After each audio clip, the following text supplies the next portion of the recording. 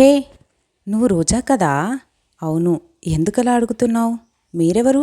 ఒసేయ్ మెంటల్, ఇంకా గుర్తుపట్టలేదా? నేను శ్రీలతని. ఓ అవును కదా, చాలా మారిపోయావే నువ్వు. మరి మీరు మన ఇంటర్మీడియట్ అవ్వగానే ఊరు పారిపోయారు కదా. అప్పటి నుంచి అడ్రస్ లేదు, ఫోను లేదు, ఏమీ లేదు. ఇన్నాళ్లలో చాలా మారిపోయాం కదా. అవును లత, అప్పటి పరిస్థితులు అలా ఉండేవి, ఏం చేద్దాం. మధ్యలో ఒకసారి నేను మన ఊరు వెళ్ళాను, కానీ అప్పటికే మీరు సిటీ వెళ్ళిపోయారని చెప్పారు. అవును, కొన్ని సంవత్సరాల క్రితమే సిటీకి వచ్చేసాం. 3 ఏళ్ళయింది. నేను ఇదే కంపెనీలో పనిచేస్తున్నాను. మంచిదయింది లేవే, ఎలాగో అలా మనం కలిసాము. నేను ఇవాళ డేటా ఎంట్రీ ఆపరేటర్గా జాయిన్ అయ్యాను. అదేంటి రోజా, మన చదువులు పూర్తయి చాలా కాలమైంది కదా. ఇలా నువ్వు ఒక ప్రెషర్గా జాయిన్ అవ్వటం ఏంటి? అంటే ఇప్పటి వరకు వేరే దగ్గర ఎక్కడైనా వర్క్ చేసావా? లేదే. అయితే మరి అదంతా ఎందుకు అడుగుతావులే. ఎప్పుడైనా ఫ్రీగా ఉన్నప్పుడు అన్ని విషయాలు క్లుప్తంగా మాట్లాడుకుందాం. ఇన్నాళ్ళ తర్వాత నా బెస్ట్ ఫ్రెండ్ రోజా నీ కలవడం చాలా సంతోషంగా ఉంది. నిజంగా నాకు ఎంత ఎగ్జైటింగ్గా ఉందో.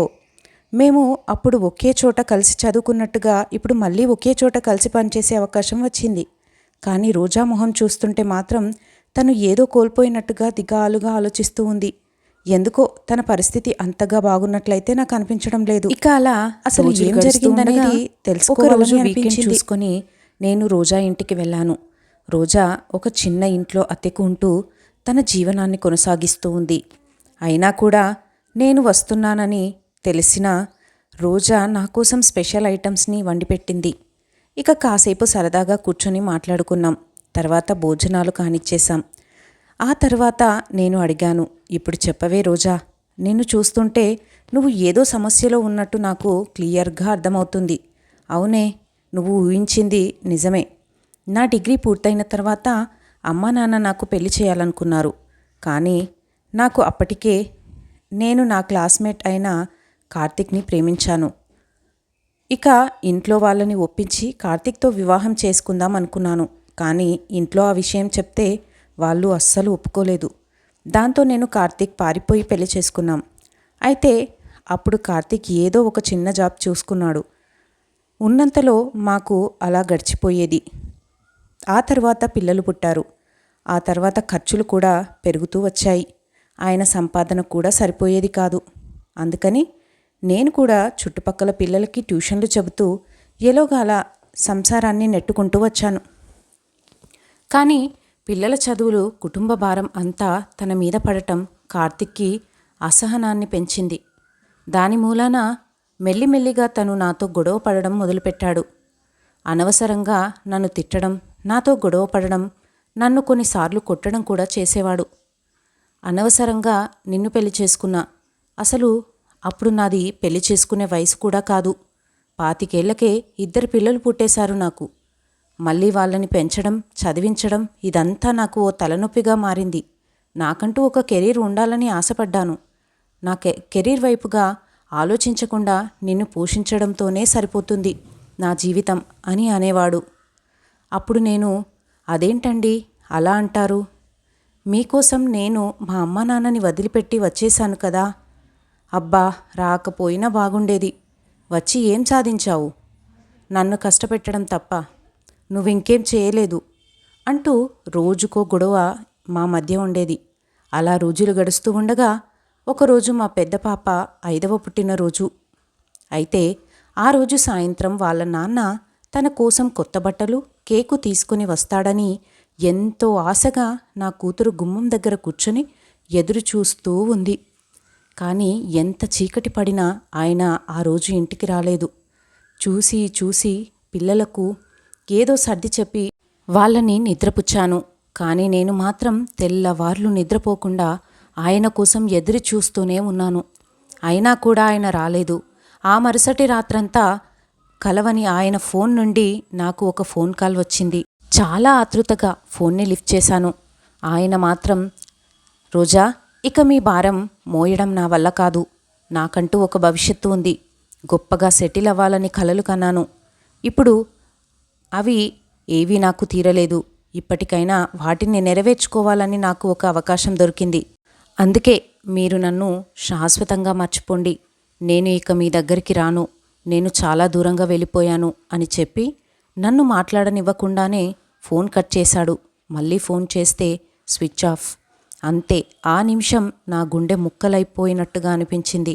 ఆయన్ని నమ్ముకొని తల్లిదండ్రులని కాదని వచ్చినందుకు ఇది నాకు దేవుడు వేసిన శిక్ష ఏమో అనిపించింది. ఆ రోజే అనుకున్నాను, ఎలాగైతే తిరిగి పుట్టింటి నుంచి వచ్చానో అలాగే తిరిగి పుట్టింటికి వెళ్ళే పరిస్థితి తెచ్చుకోకుండా నా పిల్లల్ని నేనే పోషించుకోవాలని అనుకున్నాను. ఒకవేళ మళ్ళీ నా భర్త తిరిగొచ్చినా భర్తపై కూడా ఆధారపడవద్దు అని అతనికి ఎప్పుడూ మళ్ళీ ఫోన్ చేసే ప్రయత్నం కూడా చేయలేదు. ఆలోచనలతోనే అక్కడే చిన్న చిన్న పనులు చేసుకుంటూ 4 ఏళ్లు గడిపేశాను. కానీ సిటీకొస్తే ఏదైనా ఉద్యోగం దొరుకుతుందేమో అన్న ఆశతో ఇక్కడికి వచ్చి కొద్దో గొప్పో కంప్యూటర్ వర్క్ నేర్చుకొని ఈ కంపెనీలో జాబ్కి అప్లై చేశాను. కాబట్టి ఈ ఉద్యోగం నన్ను, నా పిల్లల్ని పోషించడానికి ఉపయోగపడుతుంది. ఐ యామ్ రియల్లీ సారీ రోజా. నీ లైఫ్లో ఇన్ని సమస్యలు ఉంటాయని నేను అస్సలు ఊహించలేదు. సరే లత, నా సమస్యలు ఎప్పుడు ఉండేవే. కానీ నీ గురించి చెప్పు, ఎలా ఉంది నీ లైఫ్? పర్వాలేదే, బాగానే ఉంది. 4 ఏళ్ల క్రితమే నా పెళ్ళయింది. 1 సంవత్సరం బాబు కోసం ఇంట్లోనే ఉన్నాను. ఇప్పుడు బాబుని అమ్మ చూసుకుంటుంది. నా భర్త డాడీ పనిచేసే కంపెనీలో పనిచేస్తున్నాడు. ఆయనకి వాళ్ళ పేరెంట్స్ ఎవరూ లేరు. కాబట్టి నేను, మా ఆయన, బాబు, అమ్మా నాన్న కలిసి ఒకే దగ్గర ఉంటాం. సింపుల్గా చెప్పాలంటే ఓకే, అందరం హ్యాపీ. పెద్ద పెద్ద సమస్యలంటూ ఏమీ లేవు ప్రస్తుతానికి. I am really happy for you Latha. సరే, కానీ ఇవాళ అంతా ఖాళీయే కదా, పోనీ మా ఇంటికి వెళ్దాం పదా అన్నాను నేను. వద్దులే లత, ఇంకెప్పుడైనా చూద్దాం. మళ్ళీ పిల్లలు ఇద్దరే ఉండిపోతారు. ఎందుకంటే వీకెండ్ కదా, వీళ్ళతో కాస్త టైం స్పెండ్ చేస్తాను. మళ్ళీ నేను ఉద్యోగానికి వెళ్తే వీళ్ళతో ఎక్కువ టైం స్పెండ్ చేయలేను కదా అని అన్నది రోజా. అయితే సరే, ఇంకాసేపు ఇక్కడే ఉంటానులే. సరే, కానీ నేను ఆయనకు ఫోన్ చేసి లేట్ అవుతుందని చెప్తానులే అని నా ఫోన్ తీసుకొని చూసేసరికి అప్పటికే మొబైల్ స్విచ్ ఆఫ్ అయిపోయింది. ఎందుకంటే అందులో ఛార్జింగ్ అయిపోయింది. దాంతో నేను రోజా ఫోన్ తీసుకొని ఆయనకు కాల్ చేశాను. ఆయన కాల్ లిఫ్ట్ చేయగానే, ఈ నెంబర్ ఇంకా గుర్తుపెట్టుకున్నావా? 4 ఏళ్ళు అయిపోయింది నిన్ను వదిలేసి వచ్చి. ఇంకా ఎన్నాళ్ళు నా వెంట పడతావు? నా బ్రతికేదో నేను హాయిగా బ్రతుకుతున్నాను కదా, ఇది కూడా చెడగొడదామనుకుంటున్నావా? 4 ఏళ్ల నుండి ఫోన్ చేయట్లేదు అని ఊపిరి పీల్చుకున్నాను. మళ్ళీ నీ నుండి ఫోన్ వస్తే నేనేం చేస్తానో నాకే తెలియదు అనేసి ఆయన కాల్ కట్ చేశారు. అసలు ఒక్కసారిగా నా గుండె జారిపోయినట్టుగా అనిపించింది. ఫోన్ రోజాకి ఇచ్చేసి, ఇక నేను వెళ్ళొస్తాను రోజా అని చెప్పాను. అప్పుడు రోజా, అదేంటి లత, కాసేపు ఉంటాను అన్నావు కదా, మీ ఆయనకు ఫోన్ చేసి చెప్తాను అన్నావు కదా, చెప్పలేదా? ఆయన రమ్మన్నారా? అదేం లేదు రోజా, నేను అర్జెంటుగా వెళ్ళాలి అని అక్కడి నుండి బయలుదేరి నేను నా కారులో నేరుగా ఇంటికి వచ్చేశాను. ఇంట్లోకి వెళ్ళగానే ఆయన నా ఎదురొచ్చి, అయిపోయిందా మీ ఫ్రెండ్ని కలవడం? మీ ఫ్రెండ్ ఇల్లు అంతగా నచ్చేసిందా? కనీసం ఒక్క కాలైనా చేయలేదు నాకు అంటూ ఆపకుండా మాట్లాడుతూనే ఉన్నాడు. నాకు కొంచెం తలనొప్పిగా ఉందండి, కాసేపు నిద్రపోతాను అని నా భర్తతో చెప్పేసి గదిలోకి వెళ్ళి కూర్చున్నాను. అంటే రోజాని మోసం చేసింది మా ఆయన, కానీ రోజా వల్ల ఆయన పేరు కార్తీక్ అని చెప్పింది కదా, మరి ఈయన పేరు మాత్రం ఆనంద్ కదా.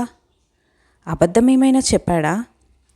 ఏంటి ఈ గందరగోళం అనుకొని ఆ రోజు రాత్రి ఆయన నిద్రపోయిన తర్వాత ఆయన ఫోన్లో రోజా నంబర్ డయల్ చేసి చూశాను.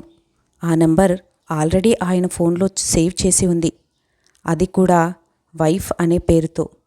ఇక దాంతో నా అనుమానం నిజమైంది.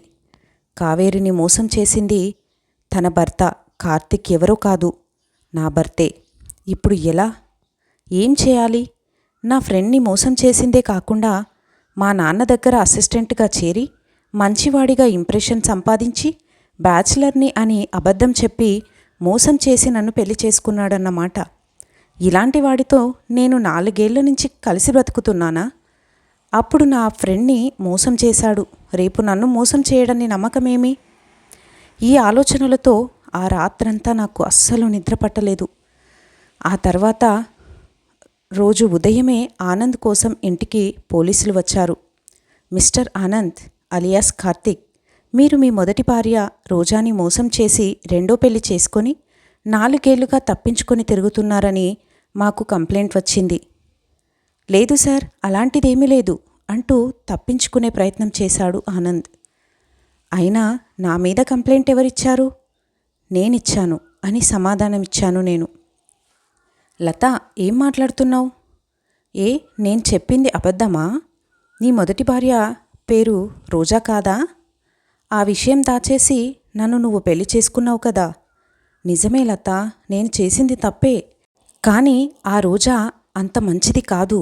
అందుకే నేను తనని వదిలేసి వచ్చాను. ఈ విషయం దాచడం తప్పు. కానీ మన పెళ్ళి అయిన ఇన్నాళ్లలో మనిద్దరం ఎంతో సంతోషంగా ఉన్నాం కదా. ఏ రోజు నేను బాధ పెట్టే పని చేయలేదు కదా.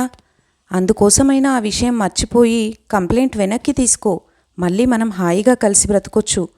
ఆనంద్ మాటల్లో కనీసం పశ్చాత్తాపం కూడా కనిపించకపోవడంతో కోపం వచ్చిన నేను తన దగ్గరికి వెళ్ళి తన 2 చెంపలు వాయించేశాను. ఏంటి, రోజా మంచి వ్యక్తి కాదా? అసలు రోజా గురించి నీకు తెలుసా? తను ఎవరో తెలుసా నీకు? చిన్నప్పటి నుంచి అది నా ప్రాణ స్నేహితురాలు. దానికి క్యారెక్టర్ గురించి నువ్వు సర్టిఫై చేస్తే తెలుసుకోలేని స్థితిలో నేను లేను. నీ స్వార్థం కోసం భార్యాబిడ్డల్ని రోడ్డు మీద పడేసి నీకు ఒక మంచి జీవితం ఉండాలని మా నాన్న దగ్గర మంచి పేరు సంపాదించి నన్ను పెళ్లి చేసుకుని సెటిల్ అయిపోవాలి అనుకున్నావు. కానీ కాలం ఎవరినీ వదిలిపెట్టదు. నువ్వు చేసిన మోసం ఆఖరికి బయటపడింది. ఇంకా నన్ను నమ్మించాలని చూడకు. నేను నీ మీద కేసు పెట్టాను అన్న విషయం కూడా పాపం రోజాకి తెలియదు. చివరికి నా భర్తే తన భర్త అన్న విషయం కూడా నేను ఇంతవరకు రోజాకి చెప్పలేదు. ఇక నువ్వు మా ఇద్దరి జీవితాల్లోకి తొంగి చూడటానికి కూడా పనికిరావు. జైల్లో వేసేయండి అని అతని మీద కేసు పెట్టి శాశ్వతంగా నా జీవితం నుండి బయటకు విసిరేశాను. ఆ తర్వాత మళ్ళీ ఆఫీసులో రోజాని కలిసినప్పుడు, ఒకవేళ నీ భర్త ఎదురైతే మళ్ళీ నువ్వు అతనిని యాక్సెప్ట్ చేస్తావా అని అడిగాను రోజాని. లేదే, నాకు అతని మీద ఎప్పుడో మనసు విరిగిపోయింది. మరి అలాంటప్పుడు అతని మీద నువ్వు కేసు పెట్టొచ్చు కదే. ఎక్కడున్నా సరే పోలీసులు లాక్కొస్తారు కదా. అతను చేసిన మోసానికి నా ఉసురు తగలకపోయినా నా బిడ్డల ఉసురు అతనికి తప్పకుండా తగులుతుంది. ఆ కేసులు అవన్నీ నాకొద్దు. అతని ప్రస్తావన కూడా ఇంకెప్పుడు మన మధ్య వద్దు అని రోజా అనడంతో నా మనసు కాస్త కుదుటపడింది. అప్పటిదాకా ఒకవేళ తను మళ్ళీ అతనితో కలిసి బ్రతకాలనుకుంటుందేమో అన్న ఆ కోపంతో నేను ఆనంద్ను జైలుకు పంపించి అదంతా చెడగొట్టానేమో అన్న ఒక చిన్న సంశయం ఉండేది. కానీ రోజా సమాధానంతో నా మనసు మీద ఉన్న ఆ బరువు కూడా దిగిపోయింది. అందుకే కాస్త ధైర్యం తెచ్చుకొని తనకు జరిగిందంతా క్లుప్తంగా వివరించి చెప్పాను. వెంటనే తను నన్ను హత్తుకొని కన్నీళ్లు పెట్టుకుంది. నీలాంటి ఫ్రెండ్ దొరకడం నిజంగా ఏ జన్మలో చేసుకున్న నా అదృష్టం లత. కానీ లత, నువ్వు ఇలా చేసి ఉండాల్సింది కాదు. మీరిద్దరూ సంతోషంగానే ఉన్నారు కదా. ఎందుకు నీకు పుట్టిన పిల్లల్ని కూడా అనాథల్ని చేస్తావు? నువ్వు అతనిని క్షమించి ఉంటే జీవితాంతం మీరైనా సంతోషంగా ఉండగలిగేవాళ్ళు కదా అని అడిగింది రోజా. నా స్థానంలో నువ్వు ఉంటే క్షమించేదానివేనా?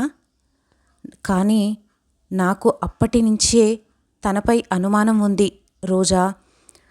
అదేంటంటే తను ఏ అమ్మాయిని చూసినా ఎక్కువగా కలిసిపోయి మాట్లాడేవాడు. కానీ నేను ఎప్పుడు పట్టించుకునేదాన్ని కాదు. ఈరోజు నిన్ను మోసం చేశాడు, రేపు నన్ను మోసం చేయడు అన్న నమ్మకం నాకు లేదు. మనల్ని సంతోషంగా ఉంచడం కోసం అబద్ధాలు చెప్పే వాళ్ళని క్షమించవచ్చు. కానీ వాళ్ళ స్వార్థం కోసం అబద్ధాలు చెప్పి మనల్ని మోసం చేసే వాళ్ళని క్షమించే అలవాటు ఏదో ఒక రోజు మన జీవితాన్ని నాశనం చేస్తుంది.